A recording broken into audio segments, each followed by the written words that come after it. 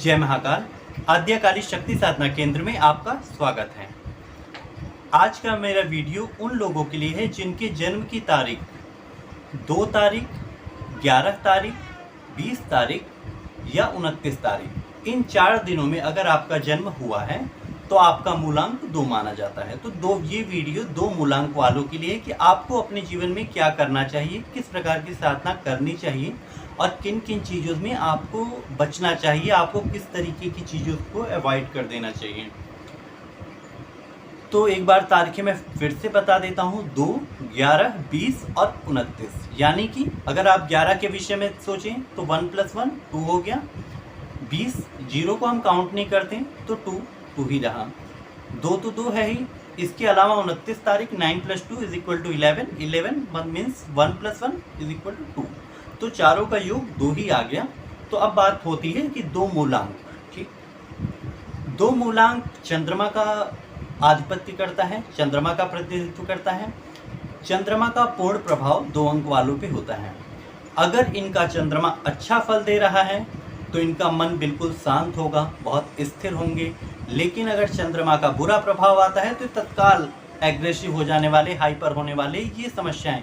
यहाँ तक कि ऐसे लोग इस हद तक इनका दिमाग की स्थिति बढ़ जाती है कि पूर्णमासी आने के समय में ये कई बार मिर्गी के दौरे तक इन्हें आने शुरू हो जाते हैं। हिस्टीरिया की बीमारी हो सकती है और नर्वस ब्रेकडाउन जैसी बीमारी, अगर मैं कहूँ तो इस तरीके की समस्याएं इनके साथ हो सकती हैं।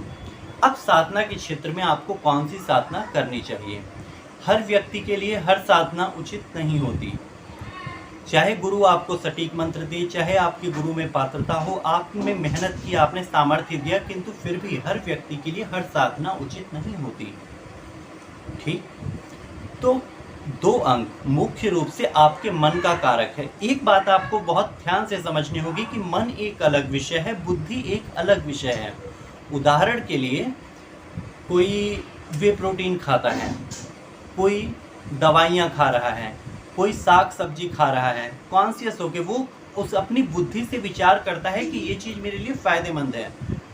आप एलोवेरा का जूस पीते हैं, कोई आंवले का जूस पी रहा है, क्यों? क्योंकि उसकी बुद्धि से वो विचार करता है कि मुझे ये सब चीज़ें फ़ायदा करेंगी। अब इसके दूसरे स्थान पर कोई सिगरेट पीता है, तो सिगरेट क्यों पीता है? उसकी बुद्धि तो उसे जवाब देगी, इंजीरियस फॉर हेल्थ, आपके स्वास्थ्य के लिए सिगरेट हानिकारक है। लेकिन सिगरेट पीने वाले पिएंगे। तो पीने का कारक कौन है? बुद्धि क्या उनसे कह रही है कि आप सिगरेट पिएं? नहीं, उनका मन उनसे कह रहा है कि आप सिगरेट पिए। कुछ खाने का आपको मन कर गया, किसी को कुछ खाना है, आज किसी को डोसा खाना है, कोई इच्छा आप में जाग गई, आप किसी घर को लेना चाहते हैं। ये सब क्या है? जब आप अपनी बुद्धि का प्रयोग करेंगे तो आप सोच समझ के करेंगे। तर्क और वितर्क करने की क्षमता बुद्धि में होती है, लेकिन मन में तर्क और वितर्क किसी प्रकार के नहीं होते। अब चंद्रमा बुद्धि का नहीं, मन का कारक है, इसलिए ये बात मुझे आपको विस्तृत रूप में समझानी पड़ी। तो ऐसी साधना जैसे कि त्राटक कैसे होता है सिद्ध? मन की एकाग्रता से। सबसे उत्तम प्रभाव इन 4 जन्म तिथि वालों को, यानी 2 मूलांक वालों को त्राटक में सिद्धि पाने की संभावना सबसे अधिक होगी। और अगर कुछ लोगों की जानकारी के लिए मैं बता दूं कि अगर आप तंत्र को बहुत बड़ा समझते हैं, वैसे त्राटक भी तंत्र का ही एक आयाम है, एक भाग है, लेकिन अगर आप त्राटक को कम समझते हैं तो ऐसा नहीं है। आप अगर एक प्रेत, पिशाच या मसान तक जगा देते हैं तंत्र साधना के माध्यम से, तो त्राटक के माध्यम से भी, अग्नि त्राटक के माध्यम से मसान सिद्ध किया जा सकता है, जिसमें कोई मंत्र नहीं होगी, कोई कलेजी नहीं होगी, कोई शराब नहीं होगा, सिर्फ और सिर्फ अग्नि त्राटक। और अग्नि त्राटक से आप ये कार्य कर सकते हैं। अग्नि त्राटक से आप यक्षिणी को भी प्रत्यक्ष कर सकते हैं। तो ये वो तंत्र से अलग विषय है। वहाँ मंत्रों की आवश्यकता नहीं, यंत्र की आवश्यकता नहीं, माला की आवश्यकता नहीं। आवश्यकता किस बात की है? 2 मूलांक वालों में मन की एकाग्रता की। और भगवान की दया से, गॉड गिफ्टेड, आपका मन अच्छा है, आप अपने मन को बहुत अच्छा कर सकते हैं, आप अपने मन पर विजय पा सकते हैं। ठीक है, अब हम दूसरी बात करते हैं कि त्राटक, चलिए हर एक को पसंद नहीं आएगा। अब तंत्र साधना में ही, क्योंकि हमारा चैनल तंत्र साधना के विषय में है, तो तंत्र में आप क्या कर सकते हैं?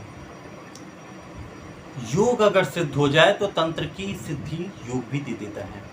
योग यानी कि योग से मेरा मतलब यहाँ भस्त्रिका प्राणायाम या अनुलोम विलोम प्राणायाम से नहीं है।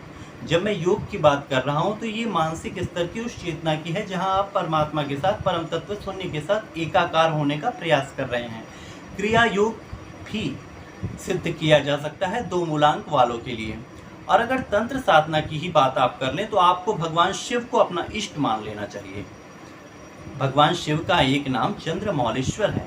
तो अगर आप अपनी ज़िंदगी की शुरुआत तंत्र साधना के लिए, मैं किसी बड़े तांत्रिक की बात नहीं कर रहा, लेकिन जो लोग अभी शुरुआत कर रहे हैं तंत्र साधना की, उनके लिए मैं एक सजेशन देना चाहूँगा, एक सलाह देना चाहूँगा कि आप भगवान शिव को अपना इष्ट मान लें। आपको सबसे पहले अगर कोई साधना करनी है तो आप चंद्रमौलेश्वर साधना करिए, ये आपको कभी नुकसान नहीं देगी।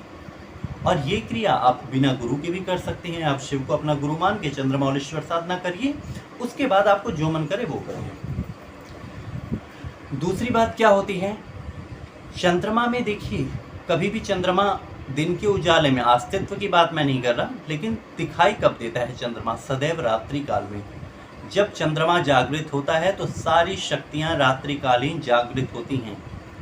दिन में सिर्फ मनुष्य जागते हैं और शक्तियाँ सिर्फ रात्रि काल में जागती हैं। यानी कि तंत्र साधना में भी आप बहुत अच्छा परफॉर्म कर सकते हैं, आप बहुत अच्छी सिद्धि पा सकते हैं। लेकिन जहाँ तक हो सके आपको तमोगुणी साधनाओं से दूर रहनी चाहिए।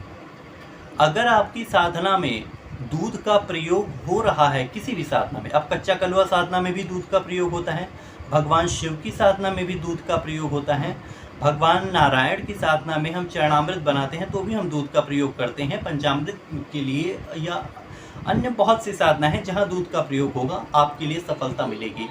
आपके लिए सबसे अच्छा साधना स्थल वो होगा जो गौशाला होगी, जहां गाय हों। गाय और दूध दोनों एक ही समझी जा सकती हैं, क्योंकि जो देवत्व के आधार पर दूध का मुख्य स्रोत गाय है। अब गाय, उसके अंदर ऐसे ही नहीं कहते कि 33 कोटि देवी देवताओं का वास है गाय में। ये बहुत बड़ी बात है। भगवान शिव वृषभ पे बैठते हैं, वृषभ भी तो गोवंश ही है ना।